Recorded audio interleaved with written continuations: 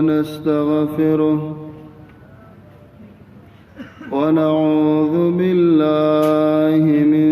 شرور أنفسنا ومن سيئات أعمالنا من يهد الله فلا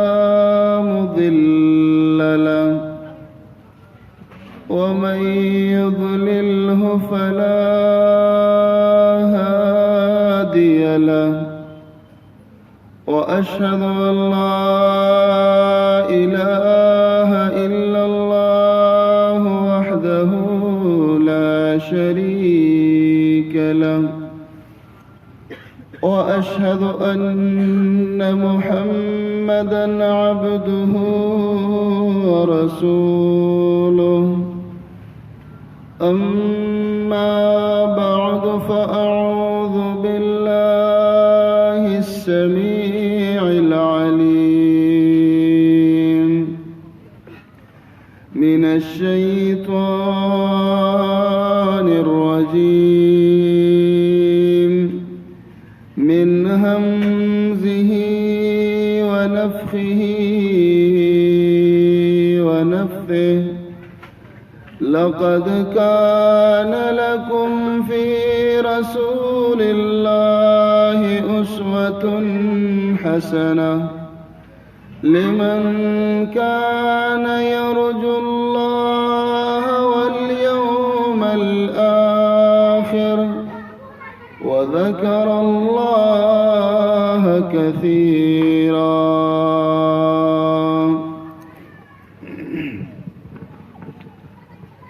محترم مسلمانانو نارینو ورونو اوریدونکو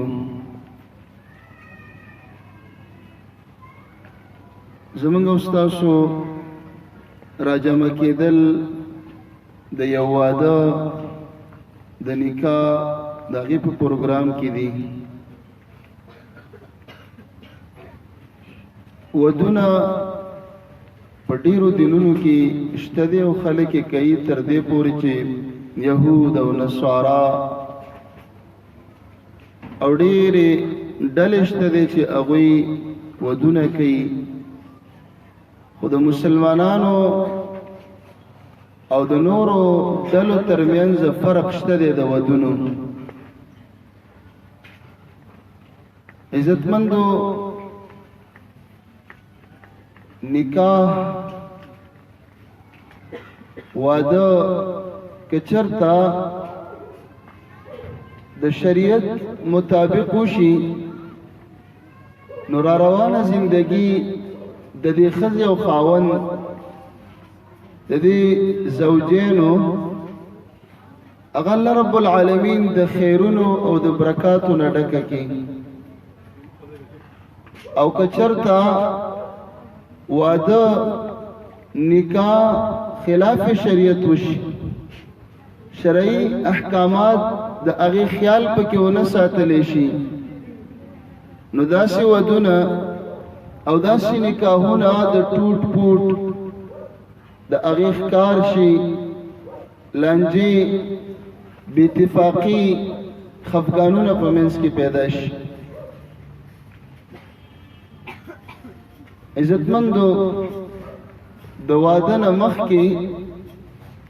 موږ او تاسو له پکار دي چې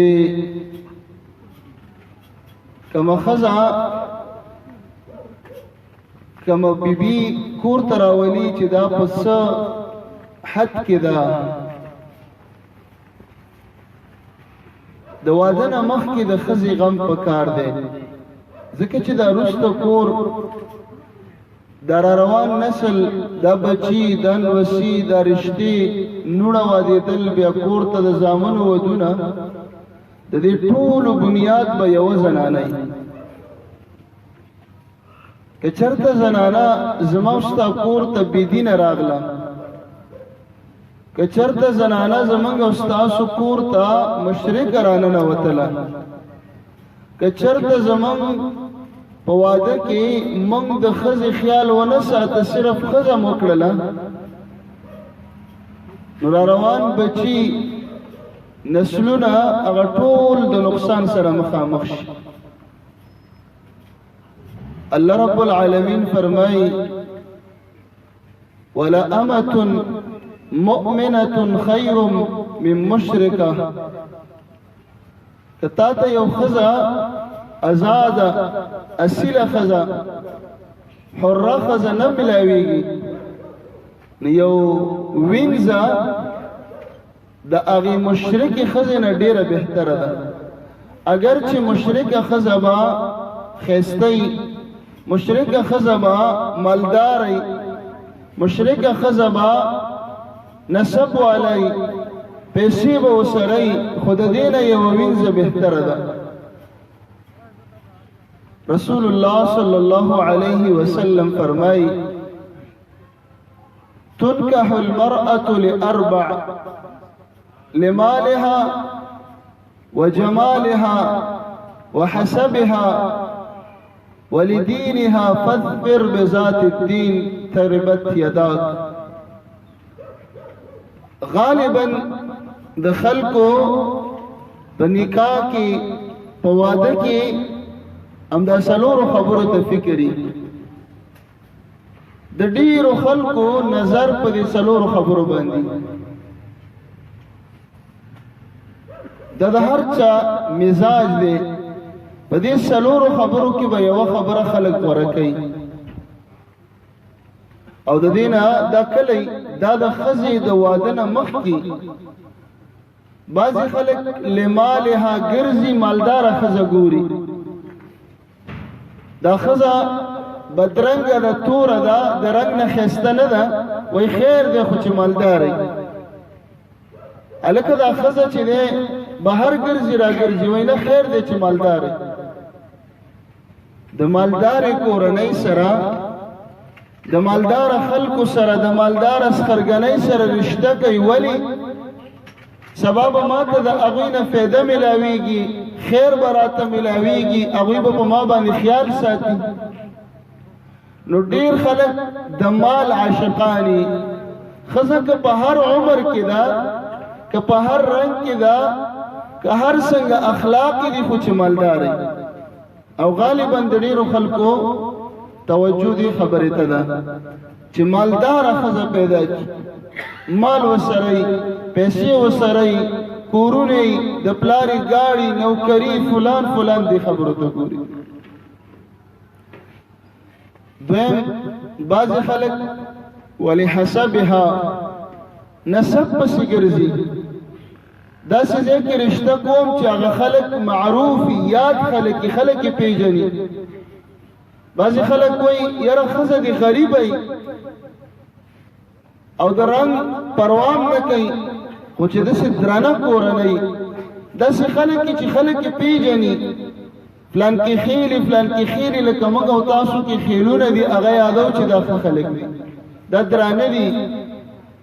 دا فلان کې خلک دي، د دې پلار نیکه داسې تکړه و، د دې ورونه داسې تکړه دي، دا قوم ډېر تکړه قوم دی. نو بعضې خلک نه ډول ګوري، نه مالداري ګوري، خو چې درنه کورنۍ پیدا کړي. دا هم یو مزاج دی، دا هم یو طبیعت او فطرت جوړ شوی دی د بعضې انسانانو. او بعضې خلک ولجمالها د ښځې ډول ته ګوري، ډول ته ښایست ته ګوري. ښځه مالداره ده که غریبه ده، وایي بلکل د غریبه یې، خو چې ښایسته وي. نسب یې یاره نسب یې ورک که، خو چې ښایسته وي. دین بدکرداره، بد اخلاقه ده، ګرځي را ګرځي، وایي خیر دی خو چې ښایسته وي. بعضې خلک د چمړې عاشقان دي، چمړه پسې ګرځي، رنګ راغستې رنګ. او دا خلک په موږ او تاسو کې بیا ډېري، ځکه اکثره ځوانان، نوجوانان چې کله د هغوی ځواني شروع شي، نو ذهن لا پوره کار نه کوي، دماغ په جوش کې دي، جذبه کې دي، د هغه سره نور فکرونه نشته چې د دې کردار، د دې خلق، د دې دین، د دې اخلاق خو چې ښایسته ښځه یې مور ته م وایي پلار ته م وایي ماله به ښایسته ښځه ګورئ. مور او پلار یې ځي په خپلوانو کې وله رشته ګوري، نه نه نه هغه نه کوم، هغه ښایسته نه ده. یو زنانه پورې بنښتئ دا راله وکئ، مور او پلار به ورته وایي چې ګوره هغه خلک خراب دي، ګډوډ دي، بېدینه دي، نه بله نه کوم. بعضې ځوانان جذبه کې راځي وایي ځان وژنم خو دا به راله کې کور نه تښتمه ماله به دا کوئ. نو مور او پلار مجبوره کړي ولجمالها د ډول دپاره ځوانان دي نو عاملان نجومیانو دوی ته هم پته ده چې ځوان په جذبه کې دی، نو هغوی هم ورته اشتهارات ورکوي، په دیوالونو باندې هم لیکل کوي، په اخباراتو کې په هر څه کې راځي چې محبوب به ستا په قدمونو کې راشي. تعویذ راشه چې دله وکم چې ستاسو خوښ دي دا به تا ته خود په خود کور ته راځي. هغه تعویذ په زرګونه روپۍ باندې کوي او ورته وایي دا موږ په زعفرانو لیکو، دا په پلانکي ستوري کې لیکو، دا کو هغه کو. ځوان غریب یو نجومي له لاړ شي، یو تعویذګر له ځي چې داسې یو جینۍ مې خوښه ده، مور او پلار یې راله نه کوي، زما په دې مور او پلار باندې تعویذ پکار دی. کله یې خوښه یي هغه د جینۍ مور او پلار یې نه ورکوي، یاره په هغوی باندې تعویذ پکار دی. نو دا غریب بس دماغ کنټرول کې نه لري، ګرځي یو له ورشي هغه ته پیسې ووایي کارونه شي، بل له ورشي یو نیم له چې ورشي ورته وایي چې د هغه جینۍ د خپو خاورې به راوړې، هغې طریقه باندې به موږ تعویذ کوو، دم به کوو، درخه به کوو. نو دا غریب به اوس خاورې د کوم ځای نه راوړي چې خاورو ته خپو ته ورسېږي خو کار وشي. نو کله ورته وایي چې دا تعویذ مې دله کړی دی او دا به په داسې ونه کې ځوړم کې چې هوا پې نه لګي. نو داسې ونه اوس چېرته ده چې هوا پې نه لګي. او کله ورته وایي چې دا به په پلانکي ځای کې ښخ کې، خو سخت سخت شرایط ځکه دا کار کېږي نه. نو که سبا دی ورته وایي چې پیسې مې راوباسه کار نه دی شوی، هغه به ورته وایي دا شرایط نه دي پوره کړي. په داسې کپړه کې به یې تاوی فلان دا هر څه وشي. په دې ونو کې به تاسو تعویذونه لیدلي، دا د مینې محبت تعویذونه دي. دا دوی وړي دغلته ځوړندی په هغې باندې کار ونه شي، ځکه دا خو بس د چمړۍ عاشق دی، چمړۍ راغستی دی چې دا ښایسته ده. مور او پلار هم ورته وایي چې قلار کښېنه. دا خلک ښه خلک نه دي، کردار یې ښه نه دی، اخلاق یې ښه نه دي، دین یې ښه نه دی. او دی وایي نه، د هغې دپاره جایز او ناجایز طریقې استعمالوي. رسول الله صلی الله علیه وسلم فرمایي من اتا عرافا او کاهنا، څوک چې پالګر یا نجومي له ورځي او د هغه سره ودرېدلو، هغه پالګر نجومیان چې لاسونه ګوري چې ستا په نصیب کې دا دي او ستا په قسمت کې دا دي او ستا به دومره مالداري او دومره به دي ګاډي او دا به یو دا به دا کرښې داسې دي او داسې دي. رسول الله صلی الله علیه وسلم فرمایي څوک چې عراف لاسونه چې ګوري، بخ چې ګوري، پال چې ګوري، دې له چې ورغی نجومیانو لا او د هغه سیل کوي، رسول الله علیه السلام فرمایي لم تقبل له 40 یوما، څلوېښت ورځې د دې انسان مونځ او دس عبادت نه قبلېږي. یو طرف ته د ایمان نه خلاصېږو، بل طرف ته د مال نه خلاصېږو. لوټ مار را باندې دې نجومیانو او دې تعویذګرو شروع کړی، خلک یې تباه کړل. او اوس خو دا میډیا او دا سوشل میډیا د دې په ذریعه باندې مخکې به خلکو ویلي، نو موږ به یادولو چې دا وابیان دي، دوی تعویذونه نه مني او زیارتونه نه مني او فلان او فلان. اوس ګیره خریلي ټایي په غاړه پینټ پتلون والا ورځي او هغې ما او تا ته رسوا کوي چې وګوره ته چې ته منتونه کې حاجتونه کې غواړې او بچي ته غواړې او ښځه ته غواړې دله اللهم صل هم نه ورځي، دله اللهم ان هم نه ورځي، دله قرآن کریم هم نه ورځي. عزتمندو رسول الله علیه السلام فرمایي څوک چې عراف ته ورغی، عراف او د هغه د خبرې تصدیق یې وکړه چې او دې رښتیا وایي، فقد كفر على ما انزل على محمد. دا انسان که د پالګر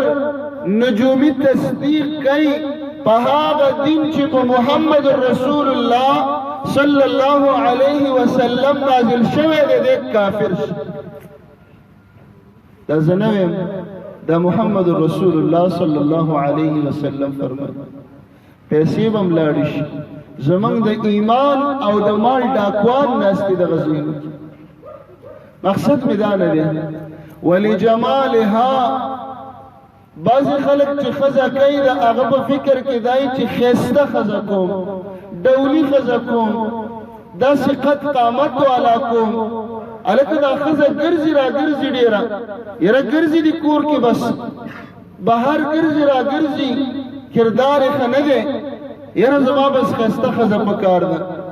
که ورته ووایې چې دا جینۍ ده، دا ښځه ده، دا خو ته وایې چې دا راله وکړئ دا ښایسته ده، او ته صرف په ښایست مین او ښایست راغستی.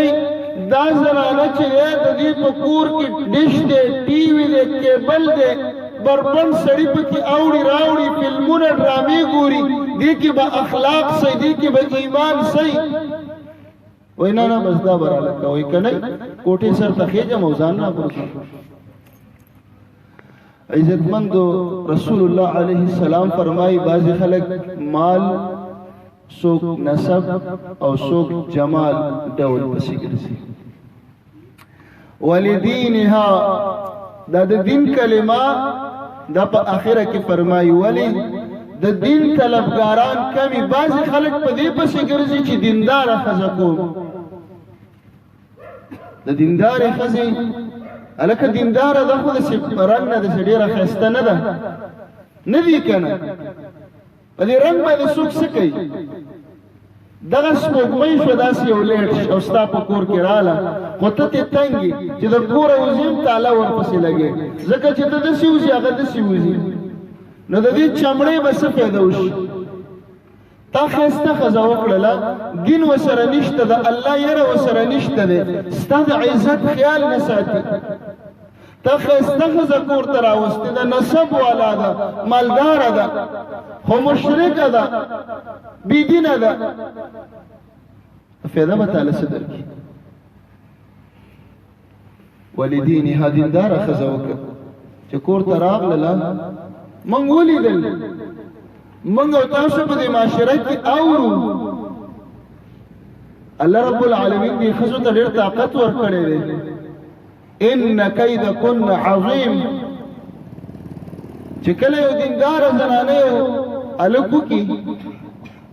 نو ډېر کره چې دغه هلک د واده نه مخکې ږیره خرئ، خو چې ښه ښځه کور ته راله ږیره یې پرېغوستله، دا څومره غټ کمال او فایده وشو. ډېر کره چې یو سړی مزګزاره نه بېلمازی، خو چې ښه ښځه دینداره ښځه کور ته راغله نو دا سړی مزګزاری جوړ شي. او چې دینداره دې راوستله او بیا خاص کر علم والا، عالمه قرآن او حدیث والا، نو مستقل مدرسه دې کور ته راغلله. د کلي او د محلت او د چم او د ګاونډ زنانه به راځي او ستا په کور کې به ناست دي، ماشومانې جینکۍ به راځي او ستا په کور کې به د الله کلام زده کوي. دا ستا کور به بره اسمان والاو ته داسې ښکاري، داسې به پړقېږي لکه موږ ته چې دا ستوري پړقېږي. او داسې ډېر وشو. دینداره زنانه کورونو ته رالې، د کور نه، د خاوند نه، د مستقل فیملي د هغه کورنۍ هغه حالاتو سره الله بدل کړ. ابو الاسود الدولي رحمه الله تابعینو کې دی، هغه فرمایي خپلو بچو ته، وایي ای بچو ما تاسو سره احسانات کړي دي، حين كنتم صغارا کله چې تاسو واړه وئ وحين كنتم كبارا اوس غټ شئ وسم د سره حکم وحين لم تولدوا او چې پیدا نه وئ تاسو سره کړی دي نو بچی ورته وایي چې بابا ټیک ده مونږ چې واړو نو مونږ لدی جامې خرچه خوراک اخراجات کړی دي چې غټ شولو دې را سره کړی دي مونږ تخکاری خو چې مونږ پیدا نو مونږ سره تاسو کم کړی دي او څنګه خبره سره کړی دي مونږ خو لا پیدا نو هغه ورته وایي د پیدایش نه مخکې ما تاسو سره کړی دي هغه خدا دی چې ما تاسو له داسې مور کتلې ده داسې مور چې په هغه مور کې ستاسو عیب نشته هغه مور دینداره ده نو چې تاسو پیدا شولئ جومات او مدرسې ته لا د تللو نه وئ د مور غېږ ستاسو دپاره پیله مدرسه او پیله استاده جوړه شوه ما د پیدایش نه مخکې تاسو سره دا ښه وکړه اوس که دا زنانه بد کرداره وي بچی من بد کرداره وي که دا زنانه ګانو بجانو والی بچی ما غیسه عمر فاروق رضی الله عنه ته یو کس راغی ویني پې را روانې دي دا ولې وایي زوی په ډانګ باندې ووالم سر یې را باندې مات کړ او زوی وله راوغوښت چې دا دې څه کړي دي پلار باندې څوک ګزار کوي او په پلار باندې سر مات کړی دی او پلار دې والی دی دا خو تا غټ جرم کړی دی ګناه دې کړې ده هغه ورته وایي امیر المؤمنین لا تعجل علی تلوار مه کوه ورته وایي د پلار حق دې تباه کړی دی د پلار نافرماني دې کړې ده وایي امیر المؤمنین زما کم حق په دې پلار شته که نشته وایي او شته وایي زما کم حقونه دي د پلار خو شته خو د بچي کم حق دی په پلار نو امیر المؤمنین ورته فرمایي اول دا دی چې ښه مور به وله پیدا کوي بله دا نه ښه نوم به ولږدي او بله دا ده چې د تربیت او د زده کړې او د تعلیم غم به کوي وایي امیر المؤمنین زما مور زنجیه ده د داسې نسب سره تعلق ساتي چې هیڅ خلک نه دي نه د دین نه او نه د دنیا نه هیڅ هم خبر نه دي نه کردار شته نه اخلاق شته نه اعمال شته دا به زما څه تربیت وکړي او بله دا ده چې ما له نوم جعل ایښی دی جعل په مور او پلار د بچي حق دی چې ښه نوم به ولږدي ما له نوم ایښی دی جعل ګونګټ ته وایي او څنګه چې نوم یې هماغه اثر په بچي باندې کېږي چې کور ته بدعمله ښځه راولي داسې زنانه د کور ته راوستله چې هغه پیدا کېدله هم په کور کې ټي وي چې راغټېدله هم کیبل او ټي وي چې ودېدله نو پلار نر پلار یې وله په جهیز کې ټي وي او کیبل او سی ډي راولېږله ستا کور کې هم ټي وي بیا د هغې نه بس ښځه او خاوند ملاویږي هم ټلویزیون هم کیبل بیا چې بچی پیدا کېږي همدغه کمره کې بیا دغه سپېره سوری د شیطان په دې بچي باندې وشي نو چې ماشوم پیدا شي د مور او پلار په پیله جګړه دی مور یې وایي چې زه پې تیره نام نوم کړم او پلار یې وایي نه زه پې شان نوم کړم پیله جنګ خو په نوم باندې جوړي ولې مور محاول دغه کتلی دي د دې نه متاثره ده نو زما نوم یې جعل ایښی دی رسول الله علیه الصلاة والسلام به دا کمزوري نومونه دا بدلول د صحابي راغلی ستاسو نوم دی وایي حرب نه حرب نه د سلم صلح ته وایي جنګ خو نه جنګ خو ښه کار نه دی عبد الشمس دا نومونه به بدلول د نور بنده عبد النبي غلام نبی غلام رسول مونږ خو ټول د الله غلامان مونږ خو د الله بندګان او ته وایې چې بچي له به ښه تربیت کوي زده کړه تعلیم به ورته ورکوي. ما ته تعلیمدار کړی دی چې څاروي را سره کي او راته وایي چې دا څاروي بوز او دا کوتک او دا ډاګ ځان سره کا چې کم یو څاروي بل باندې ظلم کوو وهلو یو څاروی زورور دا بلې وهلو په ښکرو باندې نو د دې زورور نه ډک وباسه چې کور ته راغلم مور او پلار مې په جنګ و پلار مې زورور مور مې په سرو سترګو ژړلې ډب مې ترې ویستې سر یې مات شي. عزتمندو د واده نه مخکې دا پیله سټیپ دا ډېر ضروري دی. دا اولنۍ پوړۍ برابره کړه. د دې غم پکار دی، د دې یو سوچ پکار دی. موږ تاسو وګورو تلاش وکړو چې داسې ځای کې رشته وکړم چې دا خلک دیندار وي. زوی دپاره هم لور دپاره هم د دواړو دپاره موږ اکثره لور رالو لکه سیند ته چې کاڼی غورځې که څوک راغی بس او د زوی دپاره ګرځو ګرځو خو د لور غم نشته. او بعضې خلک لور خور پسې بیا ښه جرګې راځي خو دا به وایي چې نه اورېږه د هغه کلي ملک د هغه زوی چې جرګه نه یې کړې پلانکې صاحب پلانکې مالداره پلانکې مالداره. عزتمندو زموږ ډېرې خویندې په کورونو کې د هغوی عمر په دې باندې تېرېږي چې یاره پلانکې پلانکې به راشي. ښه رشتې ورپسې راغلي خو غریبانان دینداره. رسول الله صلی الله علیه وسلم فرمایي اذا اتاکم من ترضون دینه وخلقه یو سړی راغی چې په دینی لحاظ اخلاقی لحاظ ښه برابر دی ښه مسلمان دی د ده سره رشته وکئ دله دا لور خور ورکړه که دې ور نه کړله تکون فتنة فی الارض وفساد عریض په ځمکه کې به ډېرې فتنې او فسادات پیدا شي ډېر مسائل به پیدا شي ډېر مشکلات به پیدا شي.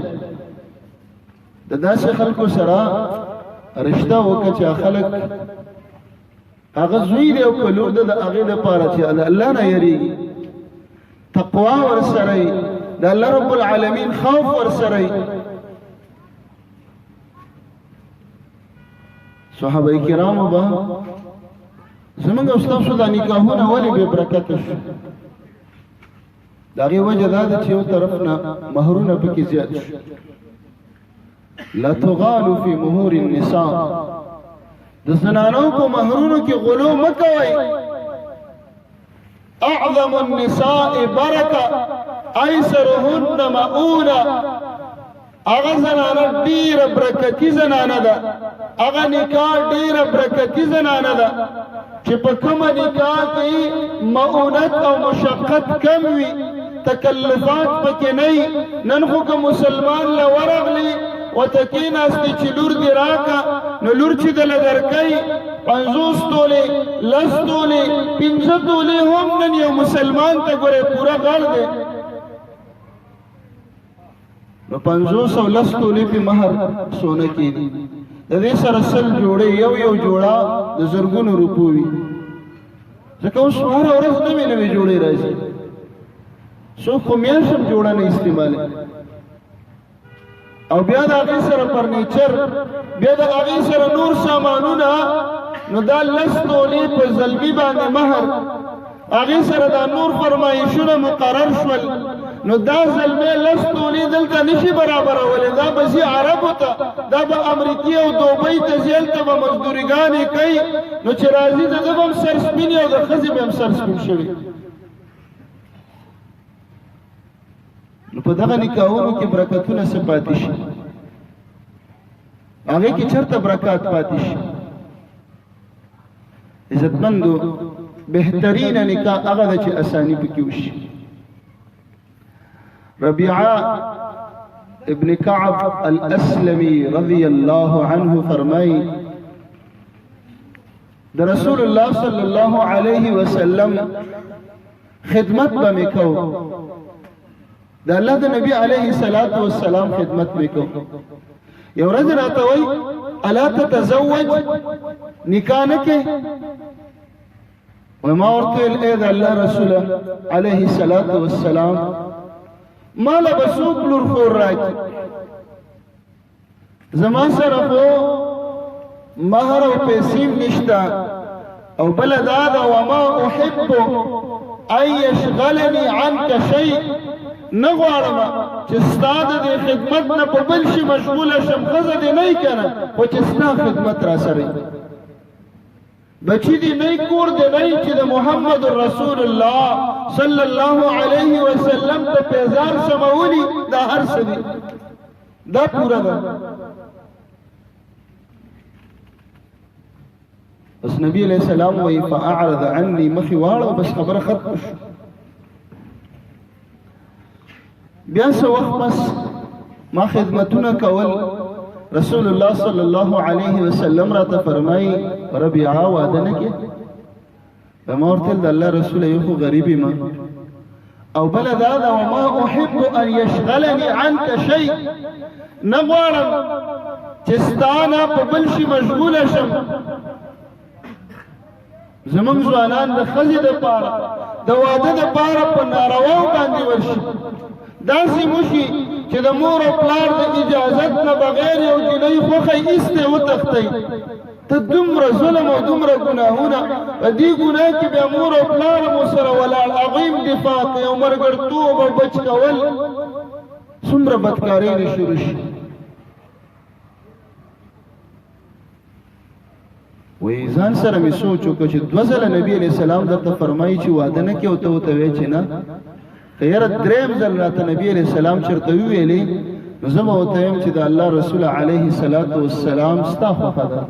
مرني بما شئت ته چې څنګه وایې زه به هغه شان کوم ځکه ما سوچ وکړ چې نبي علیه السلام زما د پاره زما د دنیا او د آخرت خیرخوا دی زما ته چې د واده ترغیب راکوي خو زما خیرخوا دی نبي داسې صحابه کرام که د عقل او ذهن منی او کنه خو په دې خو پوهېږي دومره ورته پته ده چې نبي علیه السلام ماله په دنیا کې هم ګټه راکوي او په آخرت کې هم زما د دین غم هم ورسره دی او د دنیا هم ورسره دی وایي که درېیم ځل یې راته ویل زه به ورته وایم چې ته راته حکم کوه خپله مرضي به نوره نه استعمال څه وخت پسې راته بیا ویلې ربیعه واده نه کې وای ما ورته ویل ای د الله رسول علیه الصلاة والسلام بلا ولنکم مرني بما شئت ته راته حکم کوه ستاسو حکم به زه به واده کوم رسول الله صلی الله علیه وسلم وای راته ویلې انصارو کې یو کور هغه کور ته لاړ شه هغه کور ته ورشه د هغوی نه خپله فلانکۍ جینۍ وغواړه د هغوی نه وغواړه زه لاړلم انصارو له جرګې څومره دي زمونږ ستاسو رشتو ته ګوره یو مسلمان چې د بل نه لور غواړي لس پنځلس چې دی برابر کړي هغه لور هم نه درکوي او زه به نن هم راځه او میاشت پس ورېږه موږ مشوره کوو هلکه دا مشوره ده که غر د یو ځای نه بل ځای له وړي خو بس استخاره وکړو کور کې د خپلې ښځې او خاوند مشوره ده او د بچو سره که دې خوښه یې ورکړي نو خلک وایي ما 2 کاله دې پسې جرګې کړي دي چا 3 کاله وکړلې چا څومره او چا څومره په میاشتو به لګیا ځکه خو زمونږ ځوانان بې واده شو ځکه خو زمونږ خویندې پېغلې خویندې کورونو کې ناستې دي عمر یې تېرېږي اساني نه کوم سختي راغله انصارو ته لاړم ورته مې ویلې ارسلني رسول الله صلی الله علیه وسلم زه رسول الله صلی الله علیه وسلم را لېږلی یم فلانکۍ جنۍ په نوم باندې دغه فلانکۍ به ماله راکوئ داسې نه چې اوس کله ناکله داسې مو شي چې څوک ورکره په جرګه راشي د جنۍ مور کوتک رالي چې او زما لور غواړي نو دې نه خو به ته څه اچار نه جوړې خو چاله خو به یې ورکې که نه یو چاله یې ورکړي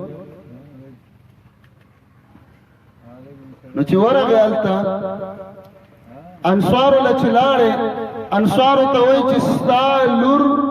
رسول الله علیه الصلاة والسلام ما ته ویلي دي چې مال یې راکوي نو هغه ورته سوی مرحبا برسول الله وبرسول رسول الله، من مرحبا وایو په خیر رالی وایو رسول الله ته هم، او د هغه چې کوم استازی دی چې تی رالیږلی تم په خیر رالی. وی هغوی مونږ ته ویلې لا یرجع رسول الله الا بحاجته، د رسول الله استازی به چې رالیږلی دی دا به کور ته تش لاس نه ځي، خپل ضرورت به پوره کوي. وی ما ته ویلې چې دغه جنۍ چې تی نوم یادی دا مونږ تاله درکړله د رسول الله د وجې. رسول الله صلی الله علیه وسلم د وجې نوم تاله درکړه. وی زر عالم خوشحاله مې چې نبی علیہ السلام سره ملاو شو، خفه غوندې مو راته وی یا ربیعه مالی اراکا کئیبا ولی خفه، پریشانه معلومی. وی ما ورته ویل ای د الله رسول علیه السلام تاسو خلقو ته لېږلی وم داسې عزتمند خلقو چې زه ورغلم فورا په نیمه خولې ماله لور راکړه، زما قدر مکو زما عزت مکو، وما سألونی البینه دا یم راته ونه ویل چې ګواه در سره شته لورې راکړې ده، لور بغیر د ګواه یوازې ورغې وله ورغې. اوس به چې تاله څوک یوازې راشي او څوک به نور ورشه فلانکې راوله فلانکې دی فلانکې دی.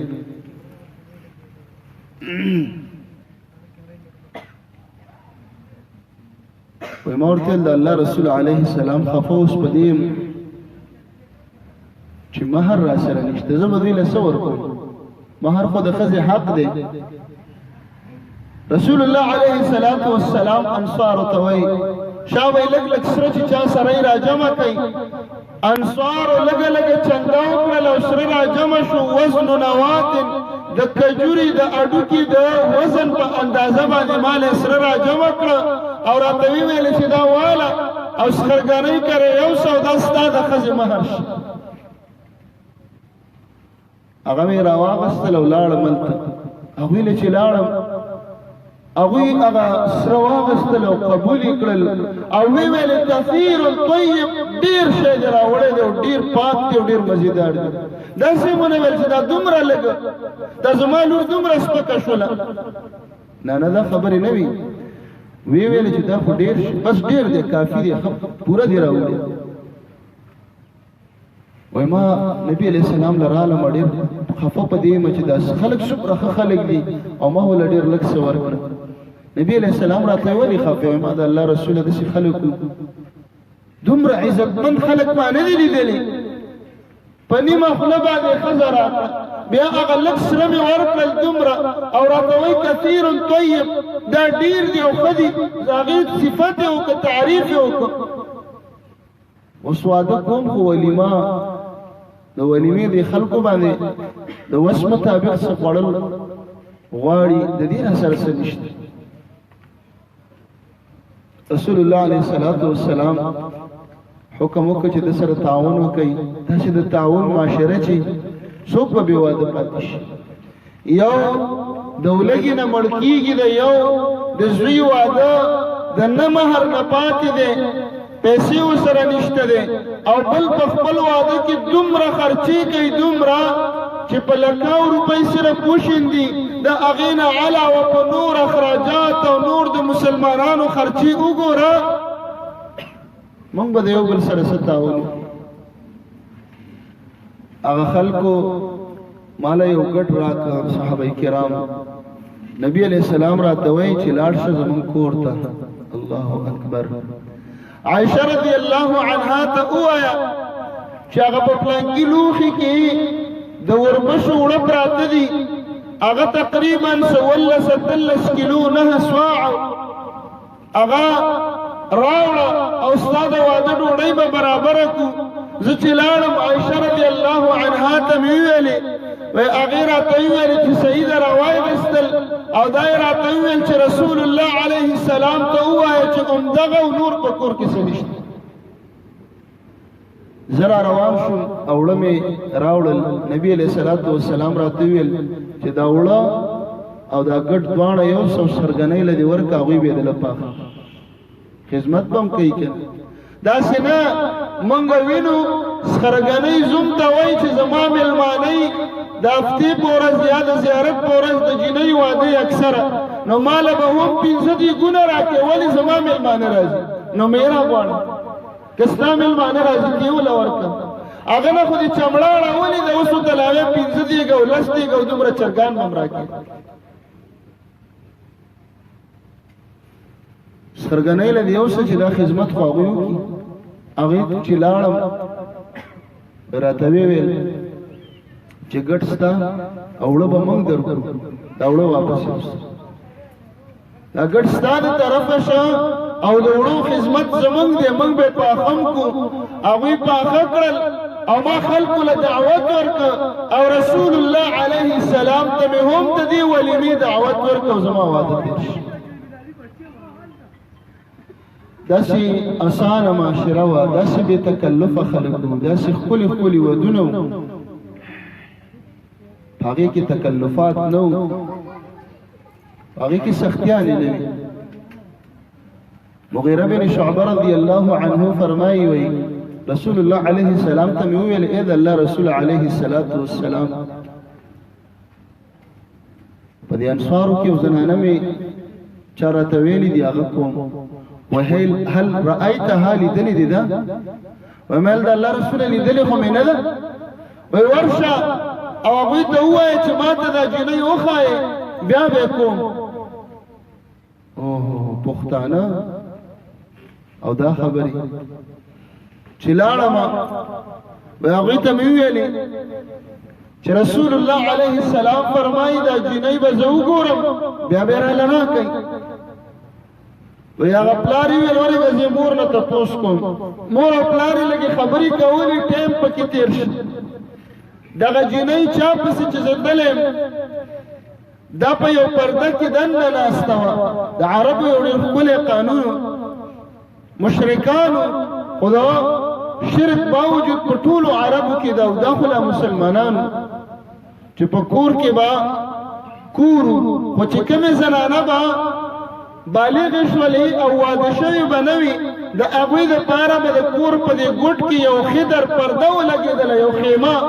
ولې که دې کور ته د تره زوی ماما زوی راننوځي نو نظر به په دې ځوانه زنانه نه لګي دوی به په کمره کې بندې ناستې زما خور زما ستا ځوانې خویندې د تره زوی راځي ګپونه لګئ خنداګانې لاس ورکوي ماما زوی راځي تره زامنو کره میاشتې میاشتې تېروي هغه ګډ مخلوط وخت تیری څومره فتنې د دې نه پیدا شي څومره فسادات د دې نه پیدا شي څومره دا معاشره بد اخلاقه شي ټیک د ستر دې نه کوي خو د ځان یوازې ورسره ولي کښېني لاس وله ولې ورکوي د خو ګناه ده ګپونه او خنداګانو دې ته څه ضرورت دی هغه زنانه وی په دې پرده کې و دا خبرې بهر واورېدلې وی هغې اواز وکړه ان کان رسول الله صلی الله علیه وسلم ارسلک که رسول الله علیه السلام ترا لېږلی فانظر الی ما ته وګوره هېڅ خبره نشته زما د عزت زما د حیا د رسول الله دپاره قربان خو که رسول الله علیه السلام نه یې رالیږلی او د ځان نه راغلی نو بیا ګوره ګناه ده په تا به حرام وی چې بیا ما ته ګورو وی ما ورته وکتل ما ولیدل او بیا ما زما نکاح ورسره وشو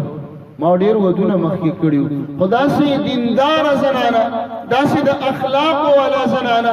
داسې ښکلې زنانه ما چېرته هم نه وه کړې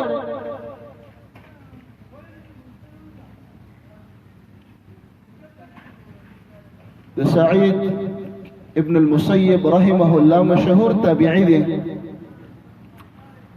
داغه په درس کې یو شاګرد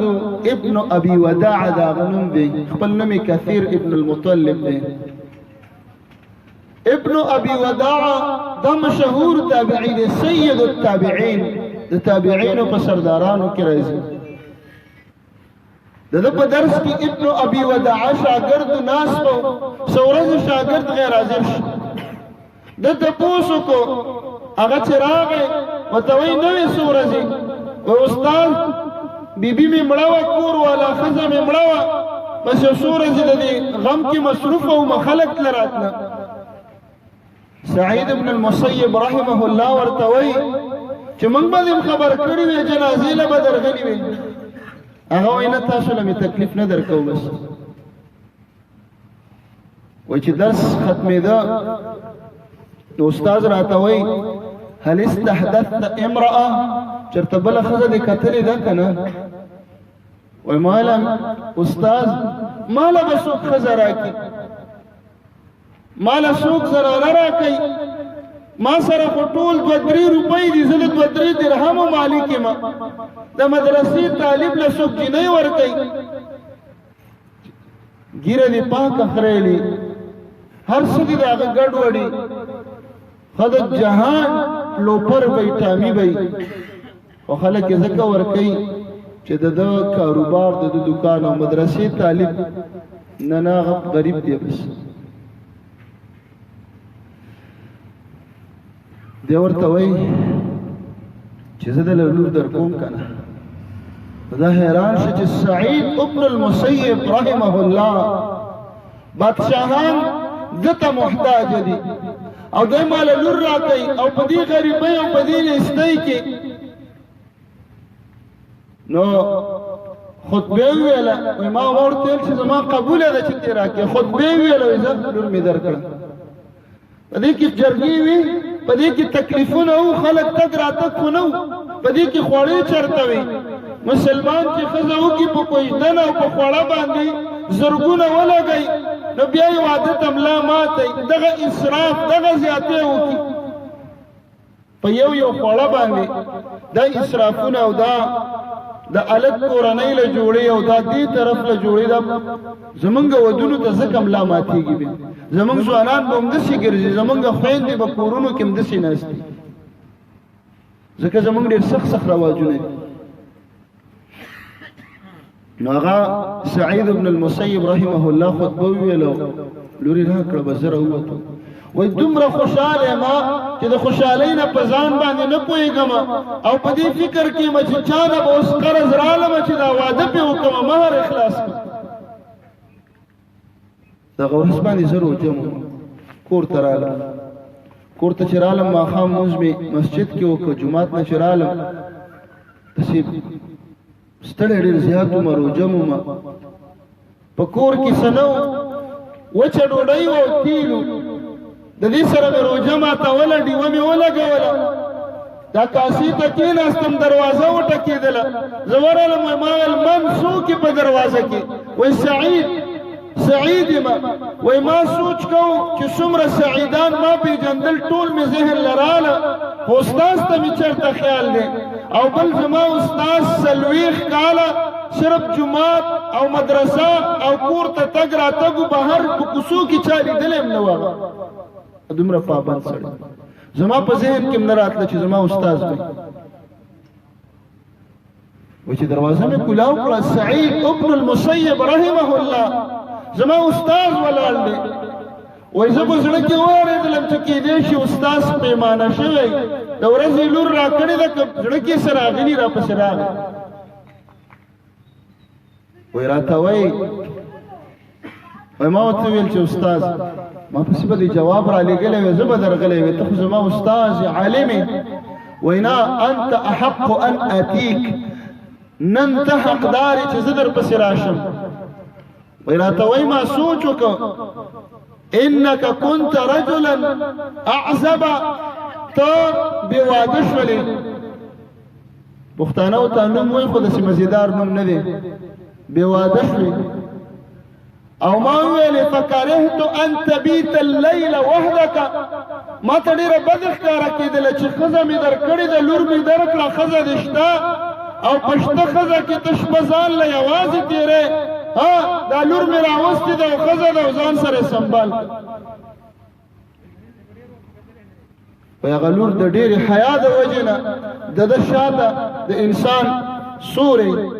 چې سپوږمۍ رڼایي وای د ډیرې حیا د وجې نه مخامخ نه وه د ده شاته ولاړه او ما لا لیدلې هم نه وه ده راته وویل چې دا ده وای دروازه کې را دیکه کړله او دروازې بنده کړه هغه لورې را هم غورځېدله وای ما د لاسه ونیول او کور ته او کوټې ته مې دننه کړه 50 ګاډي به راولې په جنج کې نو بیا به لور واده درکړو دومره ګاډي به یو داسې به یو هغه به یو خلک به یو فلان به یو دې خلکو له به هم څه ورکړي دا څومره قصې موږ تاسو وایي چې زنانه مې راوستله ډیوه بله ده نو ډیوه چې یو طرف ته بله یې خامخا یو طرف ته سوری کوي تیاره غوندې راځي وایي ما دا کاسه د هغې نه داسې اخوا کړله چې ویني زړه کې سره نه شي چې خاوند مې دومره غریب دی چې وچه ډوډۍ خوري نو پهله ورځ یې زړه ونه غورځېږي وایي حیران شومه چې کوم به څه کوټې سر ته وختم او چغه مې وواله ګاونډیان راوچت شو چې ولې خیر خو دی ما ورته ویل سعید ابن المسیب لور راکړه و هغوی راته ویل چې هغه تا له لور درکړه خلکو تعجب کو چې دومره لوی عالم د وخت محدث یو فقیه یو امام او ستا غوندې غریب له لور ورکړه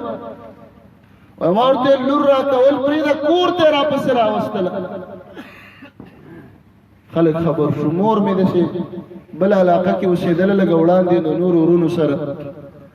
هغه خبره شوه راله وایي راته وایي وجهي من وجهک حرام ستا دا مخ او زما مخ به په یو بل حرامي راته به ونه ګوري دا ښځه به د 3 ورځو له ماله راکړي چې لږ خو یې برابره کړم ناوې خو دې جوړه کړم که نه جامې یې لږې برابره را برابره وایي 3 ورځو له هغې بوتله چې رایې وستله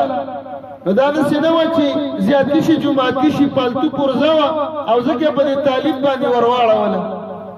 فاذا هي اجمل الناس په دې خلکو کې ډېره ډولي او ښکلې زنانه وه داسې ړنده او ګوډه نه وه چې یاره څوک یې نه کوي نو راشه په پلانکي باندې ورې کوله چې ځي بس اجمل الناس ډېره ښکلې وه او بله دا ده وإذا هي أحفظ لكتاب الله ده قرآن حافظة وأعلم بسنة رسول الله ده أحاديثنا خبره وأعرف الناس بحق الزوج ده خاوند ده حقنا خبرداره مزيد بسر شولي كورتا مدرسة على مدرسة حافظة عالمة ویو وخت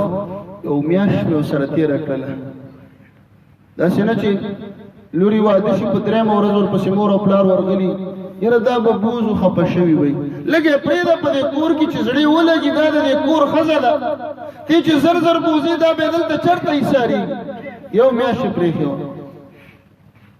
یو میاشت کې نه هغه راغی او نه زه ورغلم مدرسې ته وایي میاشت پس چې لاړم استاد سره کېناستلم درس شروع خبرې را سره ونه کړې د درس نه بعد چې ما او دی یوازې شو خبرې اترې را سره کولې وایي هغه انسان څنګه دی لور یادوي وایي ما ورته ویل دومره ښه ښځه ده دومره ښه ده چې دشمن پې زړه جوړي او دوست پې خوشحالېږي ټول کمالات پکې دي راته ویې ویلې فإن رابک شیء فالعصا که ښځې ورانې که وګورې امساک او تک لک چوکه راله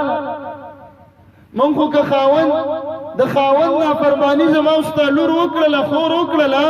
خاوند بېعزتي کوي کنځل ورته کوي یا ورسره بد اخلاقي کوي او خاوند پې د سپېړې یا د چوکي او ګزار وکړه مونږ بډې وو چې ښه زما لور ولې د دې پلار نشته ولې داسې سیم راوړې ده ها تاڼه ها فلان جنګ جګړې جوړې شي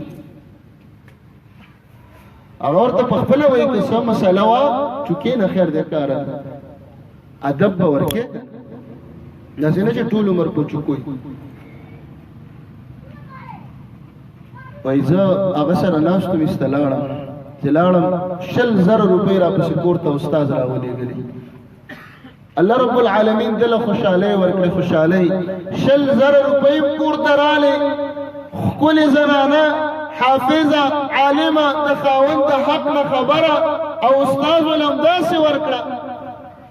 خدا څوک وه وایي دا هغه زنانه وه چې عبدالملک ابن مروان د خپل زوی ولید ابن عبدالملک دپاره غوښتلې وه بادشاہ د زوی دپاره دا غوښتلې وه او سعید ابن المسیب نه وه ورکړې وایي د دې بادشاہ دته سخته غوسه کېدله چې ښه زه دومره لوی سړی تا پسې درغلم او تا ماله لور رانه کړه وایي موقع ورته کتله یو موقع کې 100 دورې په ظلم باندې غریب ووالو اسی یو بهانه ورته جوړه کړه چې تا ماله په زړه کې هغه غوسه وه چې ماله دې لور نه ده راکړې زما زوی له د وخت بادشاه له ور نه کړه د بادشاه زوی له هغه زوی ولیعهد ولیعهد دا معنا چې د بادشاه د مرګ نه پس په فورا دا زوی په خپله بادشاه هغه له نه ورکړې خو غریب یو طالب له ورکړه ولې دیني وخت چې کله وخت تېرېده وایي ما ورته وویل د کور والا ته چې زه به اوس لاړ شم مدرسې له سبق له به ځم سبق هم ویل غواړي وایي هغې راته وویل کېنه کېنه کور کې د سعید ابن المسیب علم ټول زما په دماغو کې پروت دی ځکه هغه مې پلار و عالم و چې هغه کوم سبق ویلی هغه دې ته زده و وایي هماغه علم ما ته په کور کې میلاوېدل شروع شول کور ته مدرسه هم راغله استاز هم راغی پیسې هم راغلې اخلاق هم راغله دین هم راغی ټول نعمتونه کور ته راغله عزتمندو داسې به مونږ چېرته وکړو مونږ خو دې رواجونو دومره راغستي یو چې زموږ نه دین پاتې شي مقصد مې دا دی چې مونږ هر یو مسؤول ذمهوار یو راځه چې دا ودونه اسان کو اسان ښه خلک وګورو لازمه نه ده چې د زمانې زبرګ به یو هغه له به لور خور ورکړي چې کم از کم اخلاق برابري که عالم نه اول عالم او قاري ګوره که نه یو عام مسلمان اخلاق والا خو لوپر نه منشیات نشئی خو نه جوارګر خو نه نور ګندګیانې خو پکې نه که نه داسې سړي له لور خور ورکړه او چې کور ته راولیم د داسې خاندان سره رشته وکړه چې دیندار وي الله رب العالمین دې موږ تاسو ته د عمل توفیق راکړي الله رب العالمین دې زموږ او ستاسو نه راضي شي الحمد لله رب العالمین والصلاة والسلام على اشرف الانبیاء یا الله زموږ د ټولو ګناهونه معاف کړي یا الله زموږ په حال باندې ورحمېږي یا الله دا چا چې واده دی یا الله دا ښادي بختور او مبارکه وګرځي یا الله مسلمانانو ته توفیق ورکړي چې یا الله د شریعت مطابق ودونه او نکاحونه وکړي یا الله زمونږ خویندې میندې یا الله د امت زنانه بې ستره مه کړي یا الله بې حیایي مه کړي یا الله د رحم د ستر او د پردې څادرې پرې خورې کړي یا الله د امت ځوانان د قرآن او د حدیث په لاره باندې روان کړي یا الله موږ ته جنت الفردوس راکړي یا الله موږ د جهنم نه بچو ساتي یا الله په دې حاضر مجلس کې چې الله څومره ورونو شرکت وکړ یا الله پوره عوضونه اجرونه ولا ورکړي تر کومه چې دا اواز اورېدلی کېږي یا الله د څومره مسلمانانو حاجتونه دي مرادونه دي مشکلات دي یا الله ته د هغوی نه خبرې مشکلات حل کړي ارمانونه او مرادونه پوره کړي یا الله څومره مسلمانان وفات شوي د ټولو مغفرت نصیب کړي یا الله زموږ نه راضي شي وصلى الله تعالى على خير خلقه محمد وآله وصحبه أجمعين